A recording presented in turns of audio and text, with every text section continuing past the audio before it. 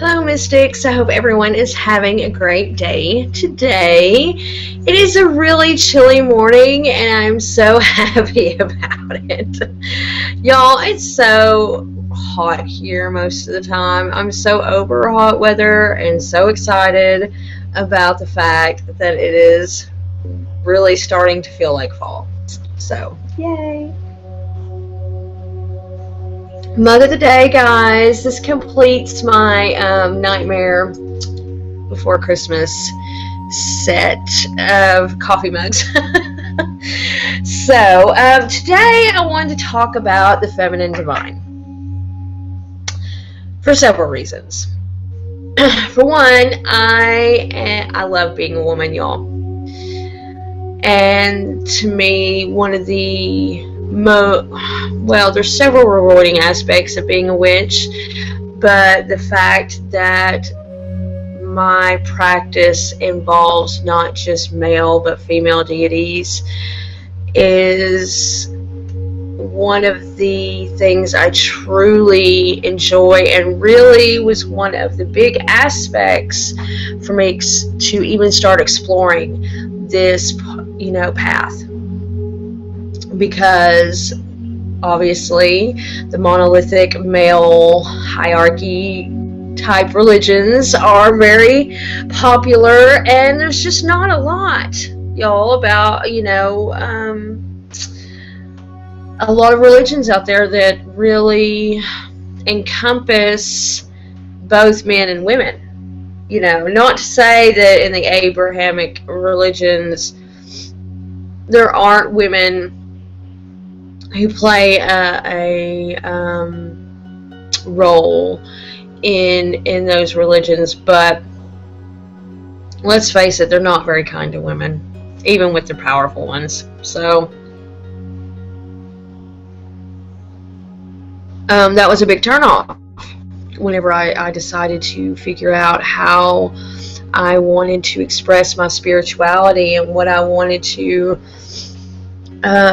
embrace, as deities. And whenever I started looking at Christianity, Judaism, Islam, the biggest turnoff was the fact that women played such a minor role, and the sort of demonization of women in those religions. So that's why I love the craft. As much as, yes, I do not believe that witchcraft is necessarily a religion, but as far as the spirituality aspect that comes along with witchcraft, at least for me, gods and goddesses play a huge role in my craft and in my spirituality. And now I enjoy both. I do not just embrace goddesses. I don't just embrace the feminine divine. I embrace both gods and goddesses equally. I've always worked anytime I've worked with deities, I've always worked with both. I feel to ignore one is very lopsided. So, and not to say that those of you who just have goddesses are doing it wrong. That's not what I'm saying at all. Just for me, embracing both feels right. And like I said, I love being a woman. I love my feminine energy. I love my sensual side. I love my practical side. I feel like that as a woman, I have a very unique and powerful perspective on what's happening in my life, in the world today. I feel like that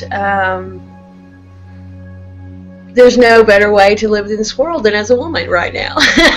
For me. Not to say I don't love men, because I do. But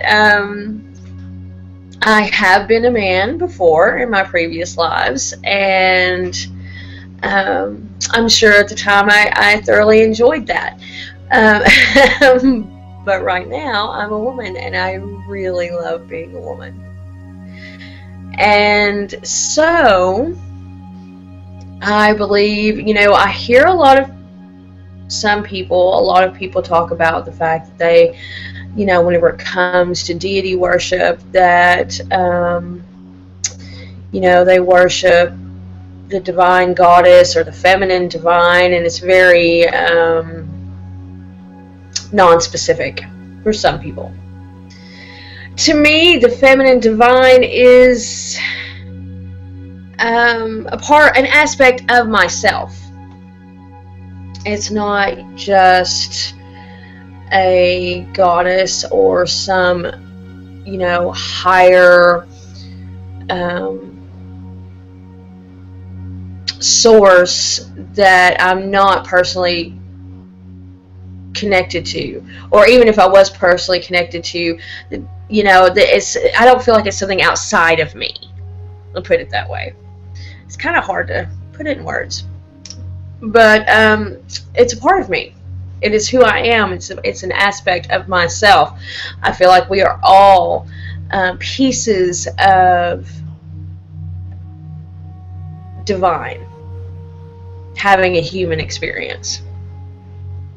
And when we stop having human experiences, then we just go back to that divine source, whatever you want to call it. Whether you want to call it source or the universe or whatever. I feel like that is what we are. And right now, that's that piece of source, that piece of the ultimate divine, I guess you can call it, is, for me, experiencing a very feminine cycle right now, So one of the things, and I'm going to get just a little bit ranty here, and I'm going to try to not dwell on it too much. When it comes to the feminine divine, I've seen recently, it seems to be kind of a trend to only explore the sexual aspects of connecting to either the dark feminine or the feminine divine in any way, shape, or form. And I do get it, y'all. I'm not saying it's a bad thing per se. I'm just saying it's not everything, and it kind of bothers me that most of the articles I've read lately, that's all they seem to concentrate on, is embracing your sexual self. And again, like I said, I totally get it. Women are very sexually oppressed in society. I like, y'all know, you're women, and even you men out there know. It's talked about enough. And I do get it. Definitely embrace your sexuality, whatever it may be, whether you're whatever you identify as, straight, gay, lesbian, bisexual, if you're transgender, whatever it is, embrace it for sure. That's a part of what makes you who you are. If you're asexual, pansexual, there's so many y'all out there. I can't name them all, but all of you out there, however you identify, definitely in your sexual nature, embrace that. That is a powerful thing, but it is not all that encompasses the feminine divine. There's so much more about it, and it doesn't matter if you're male or female. To me, like I said, I embrace the masculine divine, and I probably will do a video later on this month about that.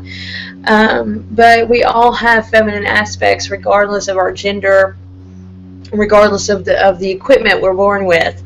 We all have a feminine aspect, to ourselves. So one of the ways that I get in touch with my feminine divine self is through of course, meditation. Y'all know I'm a meditation freak. So I have an Apache tear here. To me, Apache tears are super infused with feminine energy. If you do not know the lore on Apache tears, just real quick, this is not the whole thing, it's very brief, but on the Trail of Tears, the Apache women, Native American women, were said to have cried so much, and their tears were so sacred because they were crying about the dying of their people, that they were transformed into these bits of resin, which is what they really are, is resin, but and saved into the earth. You know, the earth respected and acknowledged their deep pain so much that it preserved their tears. So that's just like the basic lore. Check into it, read about it. It's truly interesting. Y'all, sorry about my chickens. They're really excited about the cold weather too. But to me, that is just infused with feminine power. It correlates with your sacral chakra. It is the energy that, to me, that comes from Apache tears really resonates with all that is woman to me, all that is feminine to me. As far as like benefits, if you are menstruating, it helps relieve cramps, and really helps you connect to, at least for me, it helps me connect to my divination abilities when I'm menstruating. To me, whenever I'm menstruating, I feel like my psychic self is just like supercharged during that time. So, not to say that it's just horrible any other time, but to me, when I'm menstruating, my psychic self is like super sensitized. You know, my intuition is super like an overdrive. So, and that kind of helps because as a witch, you know, you have empathic abilities and things like that. So whenever I am menstruating, and I'll feel everything. Like I can feel all these energies kind of amplified. So Apache tears help me to, you know, process that. Just keep kind of sane, you know, and to not let it be overwhelming. So also garnet, and this is a nice little chunk of garnet.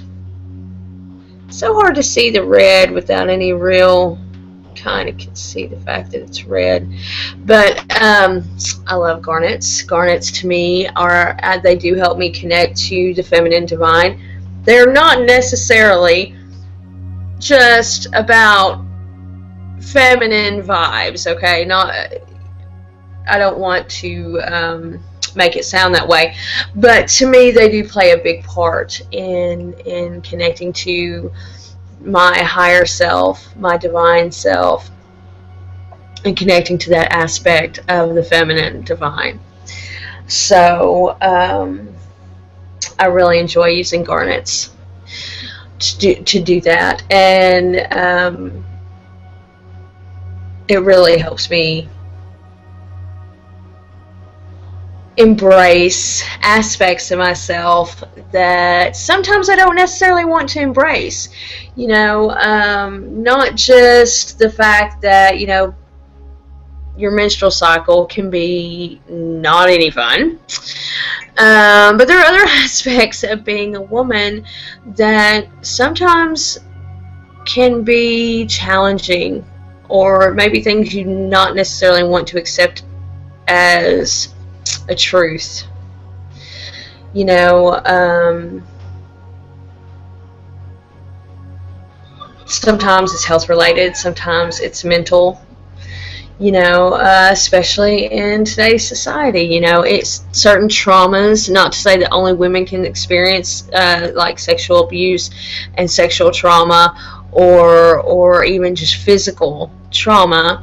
That's not, you know, women do not have the market cornered there, obviously, but to me, garnets can help ground you so you can process. Holding both garnets and Apache tears together can really help you process, you know, ground, process all those emotions that can come from trauma, whether it's physical or sexual or mental trauma. And you know, we all, regardless of gender, have had experiences like that. Some of us, some people more that, you know, more traumatizing than others, but we all have moments that are hard to process, and sometimes those moments are very much related to the fact of, you know, related to our gender. You know, for me,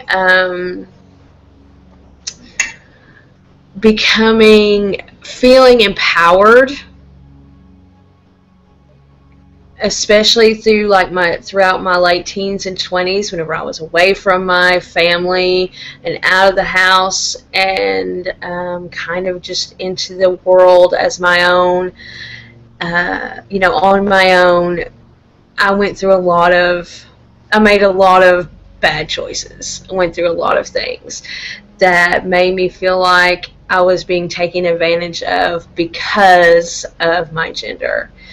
And it took me a while to really process and process those emotions, process those events, and come to terms with the fact that that was how the world saw, or you know, certain people saw me as a woman, and that's not how I have to see myself as a woman. So to me, the feminine divine is very important. It has always been important to me as a person who really enjoys her feminine aspects. And I don't mean that means I'll wear makeup every day and you know, have frilly frou-frou dresses and stuff like that. Even though I do have things like that, I feel just as feminine in sweatpants and t-shirt without a bra or makeup on, and my hair all crazy looking and on top of my head. You know, regardless, I still, my outward appearance looks, I still feel very feminine all the time.